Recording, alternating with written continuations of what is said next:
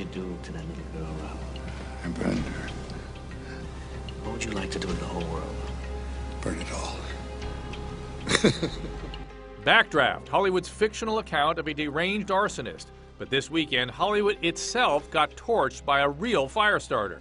The suspect nabbed on Monday, in court Wednesday, but with his arrest, bizarre and disturbing details. A strange relationship with his mother, a history of psychiatric and psychological problems. Did mental illness drive this man to a fiery rampage? Or is that just a smokescreen? I'm talking to one of the suspect's friends to get the answers. So again, the question, is mental illness to blame for the fires that had much of Los Angeles on edge? Take a look at this. Police say this is the man who terrorized Los Angeles for 4 days beginning the New Year holiday. Harry Burkhardt is a 24-year-old German national who has publicly said, F the United States. The work of federal and local police agencies in at least 2 countries helped bring him in.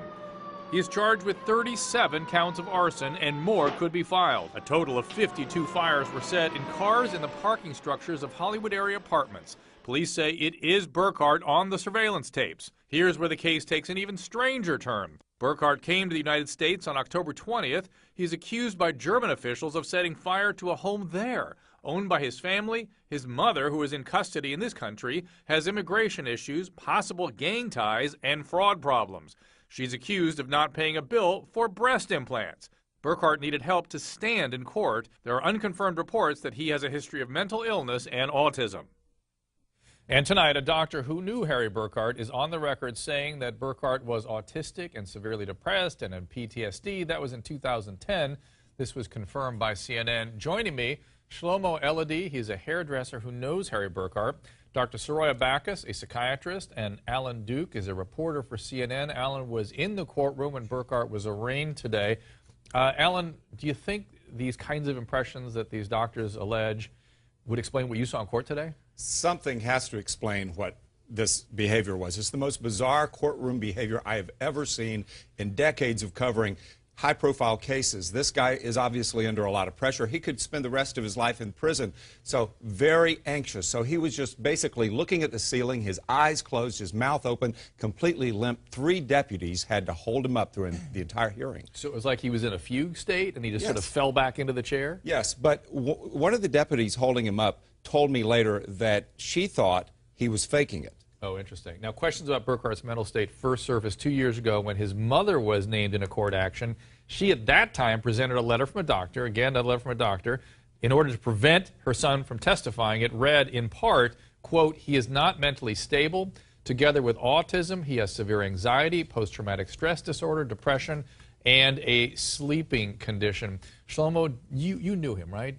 Of course. You know, especially hairstylist clients share with you detailed stuff. Did he seem like somebody with mental illness? Did he seem in any way inappropriate? Or did he discuss with you any serious symptoms he was having? Well, I cut his hair last week, and after the haircut, you talk about politics, we talk what's going on in the Middle East, always is curious what's going on there. I didn't see any sign, not of stress, no depression, He didn't anger. stand out as a client. He lived above you, right? He lived above the salon, and I charge him $20 for the haircut, the way I charge for every other client. He come every 3 weeks till 1 month. And he lived with his mom. He was just a normal, conversant guy. There was no signs or evidence of anything. Complete normal, smiling, and also he tipped me $20, which is good tipper. So he had bad judgment in his tipping, and so no, okay. Well, you know. Good judgment, I guess it is. Dr. Backus, I want to go out to you. Help us explain this. There's all sorts of. Here's how I want to frame the question to you, because you're going to have to make sense of this for us. Number one, I have 2 questions. One is, let's go to this one first. Is it surprising to you that someone who's capable of these kinds of behavior could come for a haircut every 3 weeks and no one notice anything unusual about him? No, not at all. I mean, it's very typical when you have these kinds of disorders or mental illness to be very normal and functioning where nobody would notice anything, generally speaking, not in day-to-day kinds of activities. Okay, then the other question I have is that the word autism has come up here. And by the way, my understanding is that one of the doctors who made this diagnosis did so without applying any objective measures of this. both for the PTSD, the depression, and the autism, and was an obstetrician and was doing it to help with immigration issues. So all that is very suspect in my mind. But my question to you, Dr. Fox, is anything about autism that is associated with these sorts of behaviors, and isn't it potentially hurtful to families and people who have autistic spectrum disorders to sort of throw that word around when it comes to behaviors like this? Yes, I mean, generally people who have autism, they're pretty socially isolated. They're not real sophisticated in performing these kinds of behaviors or being involved with them. Maybe possibly Asperger's syndrome, or maybe another primary process kind of psychiatric disorder like schizophrenia or bipolar disorder, or maybe some real serious characterological issue like a personality disorder. Alan, you have had, if you're willing to share with us, a very personal experience with this, and you and I talked about this before the show, that the issue of autism coming up here, I think, is very unfair. Yes. Having a child that was diagnosed when she was 12 with Asperger's syndrome, I can tell you that when something like this is in the news, and it happens occasionally, it makes any parent of a child diagnosed that way really upset to think that people will look at their child as being a potential terrorist. So it is a very difficult thing. And by the same token, Dr. Backus, we're throwing the word schizophrenia around. Not all schizophrenics engage in violent or inappropriate behavior. So we don't want to say that because someone has the... Yeah, we're not saying because somebody ends up with a specific diagnosis, this would be a typical sort of a behavior for someone with one of these diagnoses. Fire setting is something you can see in a lot of psychiatric illnesses, not just bipolar disorder, or not just autistic disorder, or somebody who's just a plain pyromaniac. That's a pretty rare disorder in itself. And for those of us that don't have don't have a predilection for lighting fires, can you help us understand? Are there any theories about what the psychological motivation is, or what the individual is experiencing who is an arsonist? Arson is a little different from somebody who might be enjoying or it sets fires. Setting fires is an impulsive disorder where there's an actual arousal or excitation and a fascination with setting the fires and watching them grow and seeing the damage that they can cause.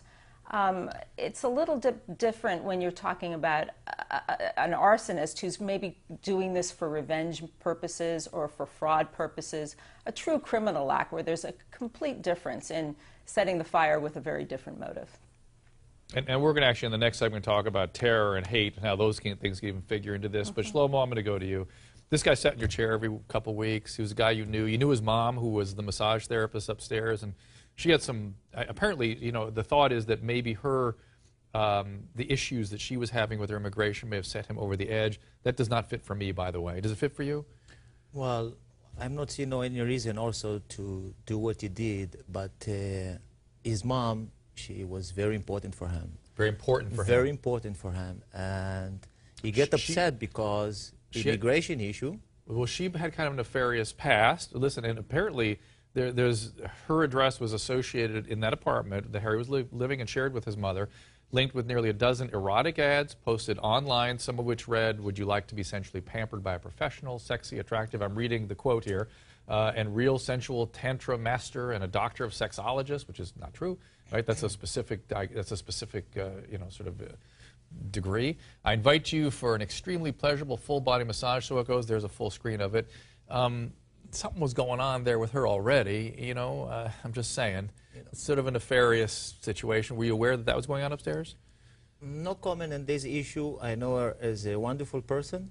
I see her almost every day. I see her in the parking. I see her driving the car. Do you think her issues with immigration set him off? Yes. You do? So yes. Was he talking to you about that stuff? Yes, it was bother him. Then all of a sudden, then he heard that his mom will be close to him. So he was very upset. Yes. Is there anything about the way he was talking, or the kinds of things he was talking about, that would trigger him to take action against the community? Like to really act out the way he did? Well, I'm not seeing that this is the reason to do that. He didn't say anything that sort of connected the dots for you? No. No, okay. All right. Well, guys, thank you. Thank you, Alan. Thank you, Shlomo. And Dr. Backus, thank you so much. For 4 nights, Los Angeles residents lived in fear. If you were here during that, or particularly if you lived in Hollywood, West Hollywood, it was not a fun time. Next, when an arsonist is on the loose, it can really affect an entire community. And we're going to talk about the legal aspects of this when we come back.